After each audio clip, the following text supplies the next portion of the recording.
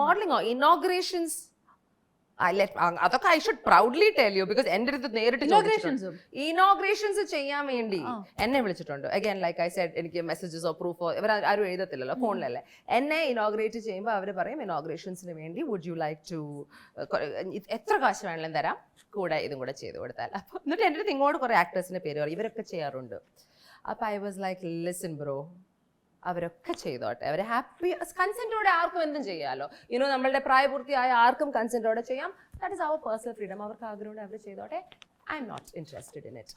ഇതൊന്ന്. ഷോസിന് വേണ്ടി നമ്മൾ പുറത്തു പോകില്ലേ, ഇവന്റ്സിന് വേണ്ടി, അതിപ്പം സിനിമാ മേഖലയിലാവാം. ഞങ്ങളുടെ ചില ആൾക്കാർ ഈ ഷോസ് ഓർഗനൈസ് ചെയ്യുമ്പം അഗൈൻ എൻ്റെ പേഴ്സണൽ എക്സ്പീരിയൻസ് മാത്രം ഞാൻ പറയാം. ഒരു പ്രാവശ്യം many years back 10 years back നമ്മൾ ഷോന് പോകുമ്പം ഡാൻസേഴ്സ് ഉണ്ടാവും, സിംഗേഴ്സ് ഉണ്ടാവും, ആക്ടേഴ്സ് ഉണ്ടാവും. നല്ലൊരു ഗ്രൂപ്പ് ഓഫ് ആർട്ടിസ്റ്റ് ആയിരുന്നു.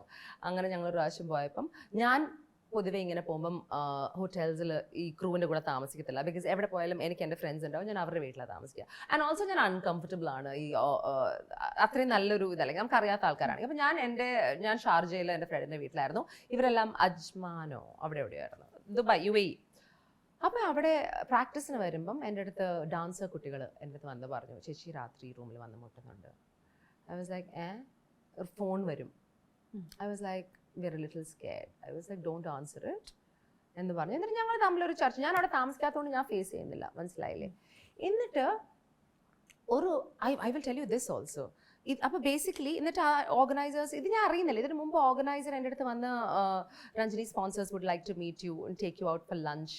which I thought was okay. എനിക്ക് അങ്ങനെ നമ്മൾ തെറ്റായിട്ടൊന്നും ആലോചിക്കുന്നില്ലല്ലോ. അപ്പോൾ ഒരു സ്പോൺസർ വന്നു, ഞങ്ങൾ സംസാരിച്ചു, അദ്ദേഹം ലഞ്ചിന് കൊണ്ടുപോയിട്ട് ഷോപ്പിംഗ് വല്ലതും ചെയ്യണമെന്ന് ചോദിച്ചു. കുറച്ച് കുട്ടികൾ ഉണ്ട്, നിങ്ങൾക്ക് ട്രൈ ചെയ്യാം, അല്ലെങ്കിൽ നിങ്ങൾക്ക് പറ്റുമെങ്കിൽ ചെയ്തോളൂ, അല്ലെങ്കിൽ അങ്ങനെ നടന്ന് പിന്നെ അതേ ഗ്രൂപ്പ് തന്നെ ഇവന്റ് കഴിഞ്ഞിട്ട് ഡിന്നറിന് ഞങ്ങളെ ഒരു ദാവിലേക്ക് കൊണ്ടുപോയി. ഒരു മറ്റേ ഈ വാട്ടർ ക്രീക്കോ വടവോ അവിടെ ബോട്ടിൽ.